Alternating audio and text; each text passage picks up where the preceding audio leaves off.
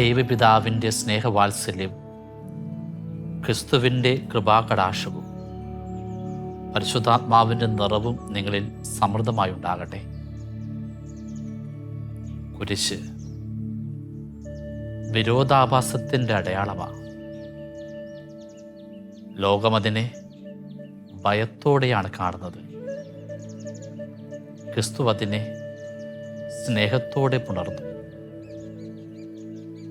ലോകം കുരിശിനെ പുച്ഛിച്ചപ്പോൾ ക്രിസ്തു അതിനെ ആരാധനയുടെ അടയാളമാക്കി മാറ്റി. ലോകം പാപികൾക്കുള്ള ശിക്ഷാവിധിയായി കുരിശിനെ കണ്ടപ്പോൾ ക്രിസ്തുവാകട്ടെ പാപത്തിൽ മേലുള്ള അവസാന വിധിയായി അതിനെ കണ്ടു. ലോകം കുരിശിനെ മരണത്തിലുള്ള വഴിയായിട്ട് കണ്ടപ്പോൾ ക്രിസ്തു അതിനെ ഉദ്ധാനത്തിൻ്റെ സാധ്യതയാക്കി മാറ്റി. അതെ, ലോകത്തിന് കുരിശൊരു ശാപത്തിൻ്റെ, ഭോഷത്വത്തിൻ്റെ അടയാളം മാത്രമായിരുന്നു. ക്രിസ്തുവാകട്ടെ അത് അനുഗ്രഹത്തിൻ്റെ, ദൈവത്തിൻ്റെ പരമജ്ഞാനത്തിൻ്റെ അടയാളമാക്കി മാറ്റി. ഈ കുരിശ് വിരോധാഭാസം തന്നെയാണെന്നേ. അതുകൊണ്ട് ഒരുപാട് മനുഷ്യർ ക്രിസ്തുവിനെ പോലെയല്ല, ഭയന്ന് ശപിച്ച് കുരിശിൽ നിന്നും ഒരകലം പാലിച്ച് ജീവിക്കാൻ ആഗ്രഹിക്കുന്നവരാ. പത്രോസിനെ പോലെ. ഓർമ്മയില്ലേ, യേശു തൻ്റെ പീഡാസഹനത്തെക്കുറിച്ച് പറഞ്ഞപ്പോൾ പത്രോസ് പറഞ്ഞതെന്താ? നിനക്കിത് സംഭവിക്കാതിരിക്കട്ടെ. കുരിശു കൂടാതെയുള്ള രക്ഷയാ ഈ ശിഷ്യൻ മോഹിച്ചത്. സഹനം വേണ്ട, ഇടകൾ വേണ്ട, ഈ ലോകത്തിൻ്റെ വിദിശക്കനുസരിച്ചു സ്ഥാനമാനങ്ങളിലൂടെയുള്ളൊരു രക്ഷയാ പത്രോസ് ആഗ്രഹിച്ചത്. ആ പത്രോസിനെ നോക്കി യേശു പറഞ്ഞതെന്താ? സാത്താനെ ദൂരെ പോ, നിന്റേത് ദൈവഹിതമല്ല എന്ന്. ദൈവഹിതത്തിന് വിരുദ്ധമാ കുരിശിനെതിരായുള്ള ജീവിതം. അത് പിശാചിൻ്റെ പ്രലോഭനം തന്നെയാണ്. ഓർക്കണം, കപടനാട്യക്കാരായ യഹൂദരോട് പോലും യേശു ഇങ്ങനൊരു ഭാഷയിൽ സംസാരിച്ചിട്ടില്ല. ഒറ്റിക്കൊടുത്ത യൂദാസിനെ പോലും സ്നേഹിത എന്നാ വിളിച്ചത്. എന്നാൽ താൻ പാറയെന്ന് അഭിനന്ദിച്ചവൻ, സ്വർഗത്തിൻ്റെ താക്കോൽ കൊടുത്തവൻ, ശിഷ്യന്മാരുടെ ശ്രേഷ്ഠനായവൻ, പത്രോസിനെ യേശു വിളിച്ചത് സാത്താനെ എന്ന. കാരണം അവൻ കുരിശിൻ്റെ മഹിമയെ കണ്ടില്ല, സഹനത്തിൻ്റെ സാധ്യതയെ കണ്ടില്ല. കുരിശിനെതിരായി തടസ്സം നിൽക്കുന്നവരുടെ ഉള്ളിലൊക്കെ പിശാചുണ്ടെന്ന് ക്രിസ്തു വെളിപ്പെടുത്തുകയാണ്. ഓർമ്മയില്ലേ, മരുഭൂമിയിൽ യേശുവിൻ്റെ പരീക്ഷ. ആ 3 പരീക്ഷയും സാത്താൻ ചെയ്യുന്നത് സഹനത്തിൻ്റെ വഴി മാറി ലോകത്തിൻ്റെ രക്ഷകനാകാനായിരുന്നു. വിശന്നപ്പോൾ കല്ലിനെ അപ്പമാക്കാൻ, അസാധ്യമായ കാര്യങ്ങളുടെ ലോകത്തെ മയക്കാൻ, താഴേക്ക് ചാടി അത്ഭുതം ചെയ്യാൻ, അങ്ങനെ അവരുടെ നേതാവാകാൻ, സകല വസ്തുക്കളും സ്വന്തമാക്കത്തക്ക വിധം തന്നെ ആരാധിക്കാൻ. ഇതൊക്കെ പിശാചിൻ്റെ എളുപ്പമാർഗങ്ങളുടെ പ്രലോഭനമാണ്. കുരിശിൻ്റെ മാർഗമായിരുന്നില്ല അത്. യേശു അതിനെ അതിജീവിച്ചു. കാരണം യേശുവിനറിയാം രക്ഷയുടെ വഴി കുരിശ് തന്നെയാണെന്ന്. ലോകത്തിനത് മനസ്സിലാകുന്നേയില്ല. ഓർക്കണം, കാൽവരിയിൽ 3 കുരിശുകളാ. 2 കള്ളന്മാരുടെ 2 കുരിശ്, പിന്നെ മധ്യേ ക്രിസ്തുവിൻ്റെ കുരിശ്. ഈ 3 കുരിശുകളും മനുഷ്യർക്ക് അനുകരിക്കാൻ സാധ്യതയുള്ള 3 മനോഭാവങ്ങളാണെന്നേ. ഇടത് വശത്തെ കുരിശ് നോക്കുക, അതൊരു കള്ളൻ്റെ കുരിശാ. ആ കുരിശിൽ കിടന്ന് ഇടതുവശ കള്ളൻ്റെ മനോഭാവം എങ്ങനെയായിരുന്നു? അവൻ ആ വേദനയുടെ നടുവിൽ തകർന്നു പോവുക, ചിതറിക്കപ്പെടുക, എല്ലാവരും ശപിക്കുക, മോശപ്പെട്ട ഒരു അന്ത്യത്തിലേക്ക് അവൻ വീണു പോവുക.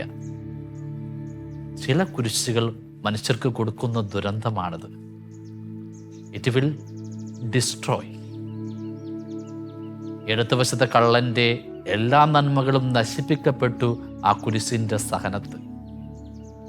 ഒരുപാട് മനുഷ്യരുടെ വിശ്വാസം കെട്ടുപോയിട്ടില്ലേ? ആത്മവിശ്വാസമില്ലാതെ പോയിട്ടില്ലേ?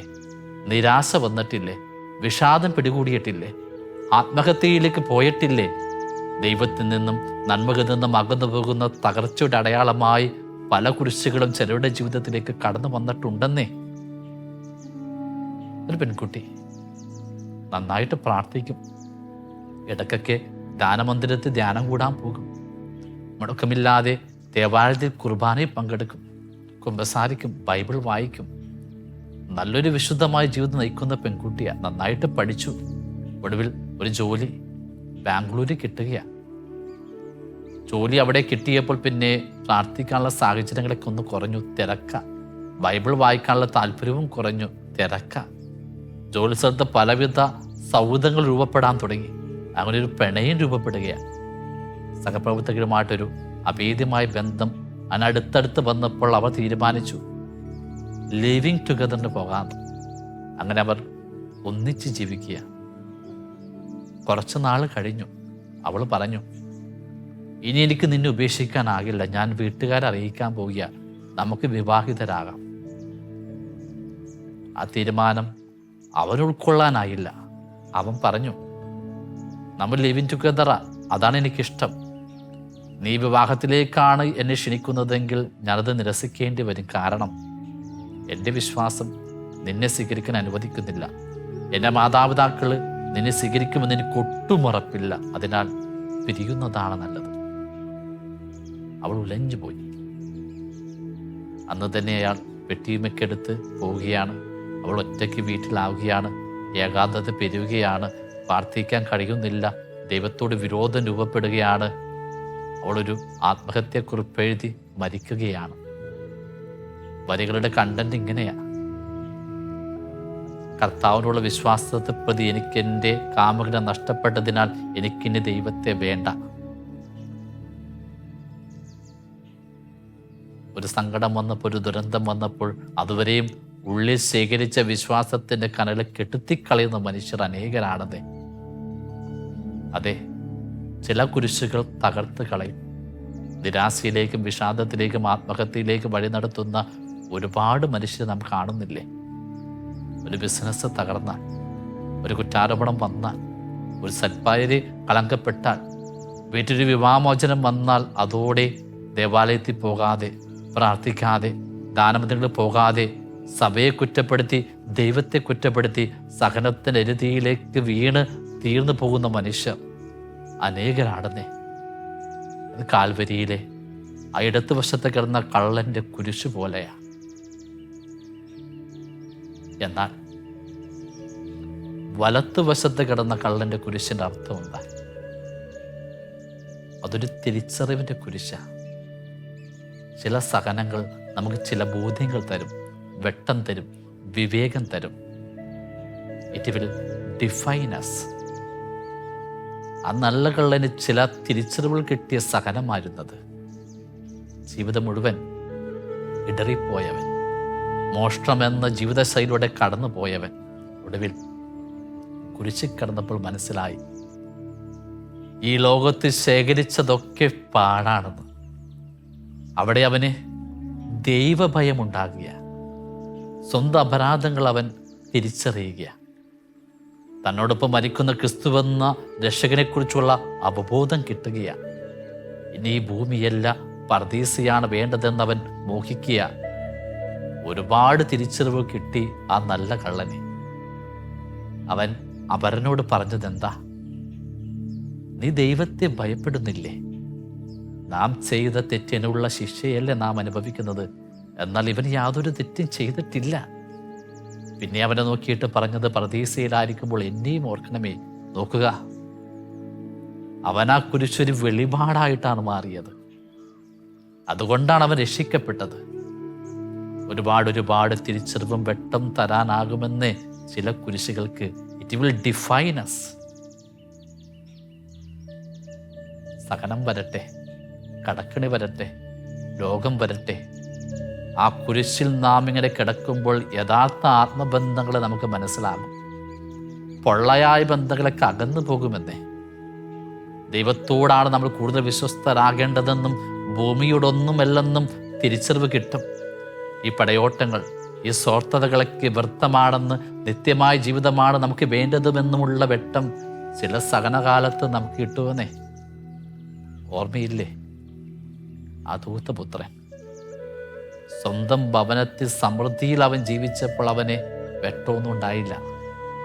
അതുകൊണ്ട് തന്നെ തനക്ക് അവകാശപ്പെട്ട സമ്പത്തുമായിട്ട് പിതാവിൻ്റെ സ്നേഹം മറന്ന് വീടിൻ്റെ സുരക്ഷിതത്വം വിട്ട് അവൻ അകന്നു പോവുക, ധൂർത്തടിക്കാൻ, കൂട്ടുകാരോടൊപ്പം ആഘോഷിക്കാൻ. എന്നാൽ അവൻ്റെ ജീവിതത്തിലേക്ക് കുരിശ് വന്നതൊരു ക്ഷാമകാലമായിട്ടാണ്. ക്ഷാമകാലം. അപ്പോൾ എന്ത് സംഭവിച്ചു? ശേഖരിച്ച സമ്പത്തൊക്കെ തീർന്നു. കൂടെ ഉണ്ടായിരുന്നെന്ന് വിചാരിച്ച കൂട്ടുകാരൊക്കെ അകന്നുപോയി. തിരിച്ചറിവുകളായിരുന്നത്. പിന്നെ അവൻ ജീവിതം മുന്നോട്ട് നയിക്കുവാൻ ഏതൊരു മനുഷ്യൻ്റെ പന്നിക്കൂട്ടത്തിൻ്റെ കൂടെ ദാസനായി. ആ കഷ്ടതകളുടെ കുരിശും പേറി നിന്നപ്പോൾ വചനം പറയുന്നവന് സുബോധമുണ്ടായെന്ന്. സ്വന്തം വീടിൻ്റെ സമൃദ്ധി, സ്വന്തം പിതാവിൻ്റെ സ്നേഹം തിരിച്ചറിവ് കൊടുത്തത് ആ ക്ഷാമകാലത്തല്ലേ? അതെ, ക്ഷാമകാലം കുരിശായിട്ട് നമ്മുടെ ജീവിതത്തിലേക്ക് വരണം. യഥാർത്ഥ ആത്മബന്ധങ്ങളെ തിരിച്ചറിയാൻ, ഈ പടയോട്ടങ്ങളൊക്കെ പാഴാണെന്ന അവബോധം കിട്ടാൻ. ഓർക്കുകയാണ് ഒരു കവി, ജോർജ് മദിസോൺ എന്ന അദ്ദേഹത്തിൻ്റെ പേര്. സ്കോട്ട്ലൻഡ് കവിയാണ്. അദ്ദേഹം എഴുതിയ കവിതകളൊക്കെ പ്രണയ കവിതകളാണ്. ചെറുപ്പത്തിലെ തന്നെ ഒരു പ്രണയമുണ്ടായിരുന്നു. അഭേദ്യമായ സ്നേഹബന്ധമായിരുന്നു. ആ ഊഷ്മളമായ ബന്ധത്തിൻ്റെ ലഹരിയിൽ എഴുതിയ മധുരതരമായ വരികളാണ്, പ്രണയ കവിതകളാണ്. വളരെ പെട്ടെന്ന് തന്നെ അയാൾ പ്രസിദ്ധനായി. ഈ സ്നേഹബന്ധം ഒടുവിൽ വിവാഹത്തിലേക്ക് കൊണ്ടുപോകാമെന്ന് അവർ ഒരുമിച്ച് തീരുമാനിക്കുക. വിവാഹ നിശ്ചയത്തിൻ്റെ നാളുകളൊക്കെ തന്നെയാണ്. പെട്ടെന്ന് അയാളുടെ കണ്ണിന് എന്തൊക്കെയോ ഒരു അസ്വസ്ഥത, ഒരു കാഴ്ചക്കുറവ്.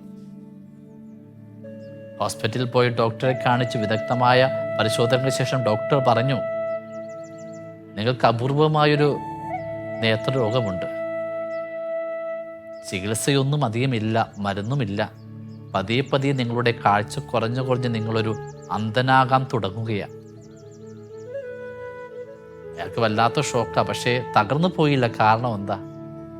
തൻ്റെ ജീവിതത്തിൽ പേരുണ്ട്, പ്രശസ്തിയുണ്ട്, ഒരു പ്രണയിനിയുണ്ട്. ഇപ്പോൾ ഇത് അവളെ വിവാഹം ചെയ്യാൻ പോകുക. നഷ്ടങ്ങൾ അധികം ഒന്നില്ല, അതിജീവിക്കാൻ പറ്റുമായിരിക്കും. അങ്ങനെയാൾ തനക്ക് വരുന്ന രോഗത്തെക്കുറിച്ച് പ്രണയിയോട് പറയുക. അവളാകട്ടെ ഒരു അന്ധൻ്റെ കൂടെ ജീവിക്കാൻ മനസ്സില്ലാതെ അവൾ ഉപേക്ഷിച്ച് പോവുകയാണ്. അവൻ്റെ കണ്ണിൻ്റെ കാഴ്ചയും പോയി, കാമുകിയും പോയി. വല്ലാതെ തകർന്നു പോകുന്നുണ്ട് ആ മനുഷ്യൻ. പിന്നെ ആതുരാലയത്തിൽ നിന്നും എന്നും കവിത എഴുതാനുള്ള പുഴയുടെ തീരത്ത് വന്ന് ചാരുകസരയിൽ ഇരുന്നുകൊണ്ട് അയാൾ ഒരു പുതിയ കവിത എഴുതുകയാണ്. ഓർക്കണം, അതുവരെയും അയാൾ എഴുതിയത് പ്രണയ കവിതയാണെങ്കിൽ ഇപ്പോൾ എഴുതിയൊരു ആത്മീയ വരികളാണ്. ദൈവമേ, നീ എൻ്റെ പ്രണയത്തിൻ്റെ ചില്ലുകൂടാരം തച്ചുടച്ചത് യഥാർത്ഥ ആത്മബന്ധം നീയുമായിട്ട് വരുത്താൻ വേണ്ടിയല്ലേ? എൻ്റെ സൗഹൃദ ബന്ധങ്ങളെ നീ അകറ്റിയത് യഥാർത്ഥ ആത്മബന്ധം നീയുമായിട്ട് രൂപപ്പെടുത്താൻ വേണ്ടിയല്ലേ? ഇതായിരുന്നു വരികളുടെ ആശയം. കണ്ണിൻ്റെ കാഴ്ച കളഞ്ഞ് ഇരുട്ടിലേക്ക് അവനെ നടത്തിയത് യഥാർത്ഥ വെട്ടം ദൈവമാണെന്ന് തിരിച്ചറിവ് കൊടുക്കാനാണ്. അതെ, ചില സഹനങ്ങൾ നമുക്ക് തിരിച്ചറിവ് തരും. It will define us. ഇടത്തുവശത്ത് കിടന്ന കള്ളൻ്റെ കുരിശ് അവനെ തകർത്തു. വലത്തുവശത്ത് കിടന്ന കള്ളൻ്റെ കുരിശ് അവന് ചില വെട്ടങ്ങൾ നൽകി. എന്നാൽ ഈ രണ്ട് കള്ളന്മാരുടെ മധ്യ ഒരു കുരിശുണ്ട്. അത് ക്രിസ്തുവിൻ്റെ കുരിശാണ്.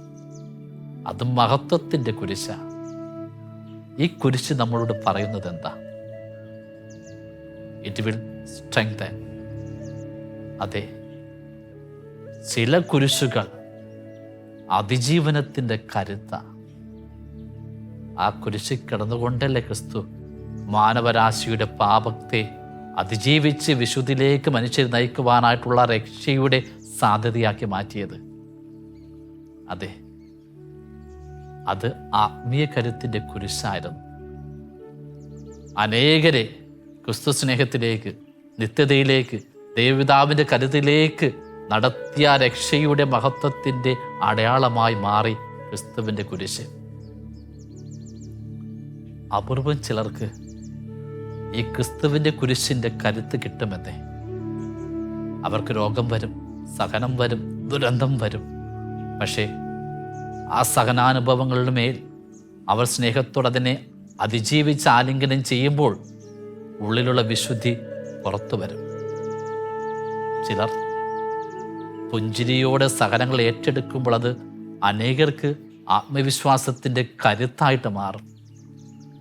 നമ്മൾ ദുർബലരല്ലെന്നേ. നമ്മൾ നേരിടുന്ന കുരിശ് നമ്മളെ കുറെ കൂടി ആത്മൂർജത്തിൻ്റെ സ്രോതസ്സാക്കി മാറ്റും. ക്രിസ്തുവിൻ്റെ കുരിശ് പോലെ. ഓർക്കുകയാണ് മറ്റൊരു പെൺകുട്ടി. അവളുടെ ജ്ഞാനസ്നാന പേര് ഫ്രാൻസിസ്ക എന്ന. ഞങ്ങളുടെ ആശ്രമ ദേവാലയത്തിൽ കാറ്റഗിസം പഠിച്ചൊരു കുട്ടിയാണെന്നേ. നന്നായിട്ട് പഠിക്കും, നല്ല വിശ്വാസമുണ്ട്. ജീസസ് യൂത്ത് സംഘടനയിലൂടെയൊക്കെ ഒരു അംഗമായിരുന്നു. അവൾ പഠിച്ചു, കോളേജിലൊക്കെ പോയി BEd ഒക്കെ നല്ല മാർക്കോടെ പാസ്സായി. നെറ്റ് എക്സാമൊക്കെ പാസ്സായി. ആ കോളേജിൽ തന്നെ ടീച്ചിങ് സ്റ്റാഫായിട്ട് അപ്പോയിൻമെൻ്റ് ഒക്കെ കിട്ടിയൊരു കാലം ഉണ്ടായിരുന്നു. ഒരുപാട് സന്തോഷത്തോടെ അവിടെ ഇങ്ങനെ പോവുകയാണ്. പെട്ടെന്ന് അവൾക്കും പല്ലിലൊരു വേദന. ഡോക്ടറെ കാണിച്ചു. ഡോക്ടറുടെ സംശയം വന്നു. അങ്ങനെ ഫർദർ ചെക്കപ്പിന് വിട്ടു. അപ്പോഴാണ് ഡോക്ടറുടെ കാര്യം മനസ്സിലായത്. കവളിൽ പല്ലിൻ്റെ അപ്പുറത്ത് ക്യാൻസറിൻ്റെ സാന്നിധ്യമുണ്ട്. ട്രീറ്റ്മെൻറ്റൊക്കെ തുടങ്ങി. കീമോതെറാപ്പിയും റേഡിയേഷനും ഒക്കെ കണ്ടമാനം എടുത്തു. പക്ഷെ രോഗം മാറുന്നില്ല. അതിങ്ങനെ കൂടിക്കൂടി വരികയാണ്. ഒടുവിൽ ഈ ഭാഗം ആഴപ്പെട്ടൊരു മുറിവായിട്ട് മാറി. ഇടത്ത് കണ്ണിൻ്റെ കാഴ്ച മങ്ങി, ചെവിടെ കേഴില്ലാതെയായി, നാവ് തൂങ്ങി നിൽക്കുന്നൊരു മാംസപിണ്ഡമായിട്ട് മാറി. ഇതൊക്കെ സംഭവിച്ചത് കൊറോണ കാലത്താണ്. ഓർക്കണം, എല്ലാവരും ഭയന്ന് വിറച്ച് വീട്ടിലിരിക്കുന്ന കാലമാണ്. കുർബാനയ്ക്ക് പോകാൻ ഭയമായതുകൊണ്ട് ഇടവകയിൽ പോകാതെ TV ഇരുന്നു കൊണ്ട് കുർബാനയിൽ പങ്കെടുക്കുന്നവരൊക്കെ ആയിരുന്നില്ല ഏറെപ്പേര് നമ്മൾ.